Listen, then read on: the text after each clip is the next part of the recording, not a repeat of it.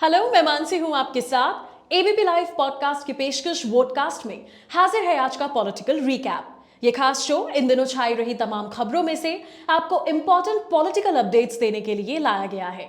सबसे पहली update no confidence motion यानी अविश्वास प्रस्ताव को लेकर है। 20 जुलाई से शुरू हुए संसद के मॉनसून सेशन में रोजाना हंगामा मणिपुर को लेकर हो रहा है। कांग्रेस और बीआरएस की तरफ से इसी मामले को लेकर मोदी सरकार के खिलाफ अविश्वास प्रस्ताव पेश किया गया। आपकी जानकारी के लिए आपको बता दूं कि नो कॉन्फिडेंस मोशन या अविश्वास प्रस्ताव का मतलब होता है जब लोकसभा में ऑपोजिशन यानी विपक्ष के किसी दल को लगता है कि मौजूदा सरकार के पास बहुमत नहीं है या फिर सरकार सदन में विश्वास खो चुकी है, तो वो अविश्वास प्रस्ताव लाया जाता है। एनडीए सरकार के पास अभी लोकसभा में 330 से ज्यादा सांसदों का सपोर्ट है, लेकिन भाजपा के अकेले ही 301 सांसद हैं। वहीं विपक्षी इंडिया गठबंधन के पास लोकसभा में 142 और राज्यसभा में 96 सांसद हैं। सदन में अविश्वास प्रस्ताव लाने का भी एक नियम होता है। इसे नियम 198 के तहत लोकसभा में पेश किया जाता है। इस अविश्वास प्रस्ताव को संसद में पेश करने के लिए करीब 50 सांसदों की जरूरत होती है। अगर संसद में अविश्वास प्रस्ताव पर वोटिंग के दौरान 51% से ज्यादा सांसदों ने इसके पक्ष में मतदान कर दिया तो सरकार मुश्किल में पड़ जाती है और ऐसी सिचुएशन में सरकार को बहुमत साबित करना होता है।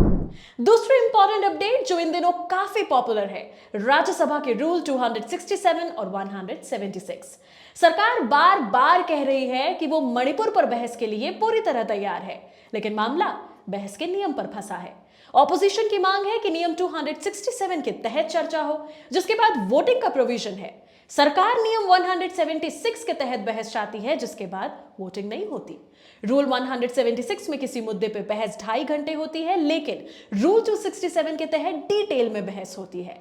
हालांकि राज्यसभा के चेयरमैन जगदीप धनखड़ ने नियम 267 के तहत चर्चा की अनुमति नहीं दी, क्योंकि वो पहले ही इस मुद्दे पर शॉर्ट ड्यूरेशन चर्चा स्वीकार कर चुके थे। 31 जुलाई यानी 31 जुलाई को राज्यसभा में मणिपुर पर चर्चा के लिए 176 का नोटिस मिला है, जिसको स्वीकार कर लिया गया है। सभापति ने कहा कि सरकार मणिपुर पर चर्चा के लिए तैयार है, लेकिन क्या विपक्ष तैयार है? तीसरी अपडेट में बात करेंगे दिल्ली के अधिकारियों की ट्रांसफर पोस्टिंग से जुड़े केंद्र सरकार के अध्यादेश दिल्ली ऑर्डिनेंस के बारे में। शुरू से आपको पूरा मामला बताएंगे कि हुआ क्या था और अब क्या हुआ है। बता दूं आपको कि दिल्ली में पावर को लेकर उपराज्यपाल और आम आदमी पार्टी के बीच कॉन्फ्लिक्ट है। 11 मई को सुप्रीम कोर्ट ने दिल्ली में पुलिस, सार्वजनिक व्यवस्था और भूमि को छोड़कर सेवाओं का कंट्रोल इलेक्टेड सरकार को सौंपा, यानी आम आदमी पार्टी को सौंपा। 11 मई के शीर्ष अदालत के इस फैसले से पहले दिल्ली सरकार के सभी अधिकारियों के ट्रांसफर और पोस्टिंग एलजी के कंट्रोल में थे, लेकिन 19 मई को केंद्र ने दिल्ली में ग्रुप ए अधिकारियों के स्थानांतरण और पोस्टिंग के लिए एक अथॉरिटी बनाने के लिए राष्ट्रीय राजधानी क्षेत्र दिल्ली सरकार संशोधन अध्यादेश 2023 लागू किया। आपके नेतृत्व वाली दिल्ली सरकार द्वारा अध्यादेश की संवैधानिक वैधता को चुनौती देने के बाद सुप्रीम कोर्ट ने केंद्र को नोटिस जारी किया था। अब दिल्ली के अधिकारियों की ट्रांसफर पोस्टिंग से जुड़े केंद्र सरकार के दिल्ली ऑर्डिनेंस से संबंधित बिल सोमवार 31 जुलाई को संसद में पेश किए जाने की उम्मीद है। अरविंद केजरीवाल ने संसद में इस बिल का विरोध करने के लिए ऑपोजिशन दलों से सहयोग मांगा है। अरविंद केजरीवाल ने सपोर्ट जुटाने के लिए बिहार के सीएम नीतीश कुमार, वेस्ट बंगाल के CM Mamata Banerjee, NCP chief Sharad Pawar, Tamil Nadu के सीएम एमके स्टालिन समेत कई ऑपोजिशन लीडर्स से मुलाकात की है। कांग्रेस, टीएमसी, डीएमके समेत कई पार्टियों ने आप का समर्थन करने की बात भी कही है।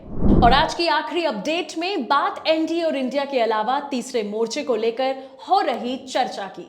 कहा जा रहा है कि अभी तक जो पार्टीज इन दोनों गठबंधन के साथ नहीं गई, वो इस तीसरे मोर्चे में शामिल हो सकते हैं। बीएसपी सुप्रीमो मायावती ना तो बीजेपी के नेतृत्व वाली एनडीए में है और ना विपक्ष के गठबंधन का हिस्सा है। ऐसे में कयास लगाया जा रहा है कि मायावती इस नए फॉर्मूले को जमीनी स्तर पर उतारने के लिए काम कर रही हैं। मायावती ने हाल ही में इस साल के अंत में राजस्थान में होने वाले चुनाव में भी अपनी पार्टी को उतारने का ऐलान किया है। साथ ही माना यह भी जा रहा है कि बीएसपी ओवैसी की पार्टी एआईएमआईएम को तीसरे मोर्चे में अपने साथ रख सकती है। बहुजन समाज पार्टी के लिए ऐसा करना कोई नई बात नहीं है। अगर हम थोड़ा सा हिस्ट्री में जाएं, राजनीतिक परिवेश में ऐसे कई हालात बने हैं जब मायावती एक अलग गठबंधन के साथ मिलकर पूरी सियासी खेल पलट चुकी हैं। 38 साल पहले 1984 में बनी बीएसपी, जो साल 2007 में उत्तर प्रदेश में भारी बहुमत लेकर आई थी और अकेले अपने दम पर यूपी में सरकार बनाई। इसके बाद कई ऐसे मौके आए जब मायावती की पार्टी किंग मेकर भी बनी।